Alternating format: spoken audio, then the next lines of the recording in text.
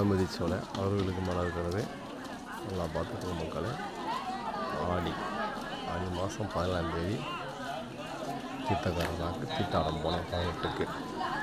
மக்கள் எவ்வளோ மக்களுங்க போகிறாங்க, எப்படி வராங்கன்னு பாருங்கள். மருதை பாலன் சேனல் சப்ஸ்கிரைப் பண்ணுங்கள், லைக் பண்ணுங்கள். ஒரு புண்ணியம் என்னென்னா இன்னும் வேணும் கரெக்டாக கொடுப்பாங்க நினைப்பேன்.